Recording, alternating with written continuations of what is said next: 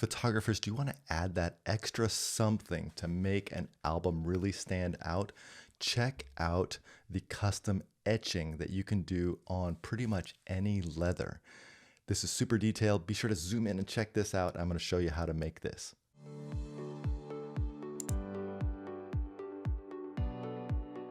Want to go to your lab's website and see what etching is available and on what covers. So for example, in Miller's, you can do it on pretty much any of the standard leathers, velvets, distressed leathers, but you cannot do it on cameo covers. So be sure you go into Fundy Designer, and when you choose your cover, which you can choose in the design wizard, under the cover drop down, or at any time you can click the pencil icon top left and change your cover. Currently we have a metal cover 10 by 8, so we can do the etching.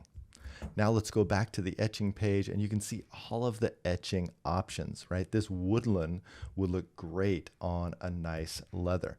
So let's go back and click the export icon. You can export for print and go through your lab, or order direct, and Fundy Designer will do all of the hard work for you. Now when ordering, just choose one of the compatible leathers. For example, you can click on this in Fundy Direct, choose your leather.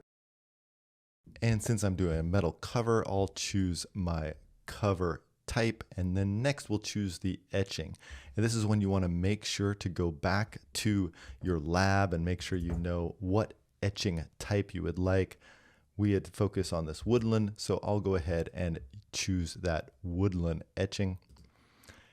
And then we'll continue on, choose paper type, etc., and make that order. Again, this is in Fundy Direct, which makes ordering really easy, quick, and make sure you don't make any mistakes, but you can also export and order through your lab. So if you want to start making custom covers with the etching embedded in the leather, I hope this tutorial helped you. Be sure to like and subscribe, and we'll keep bringing more tutorials to you.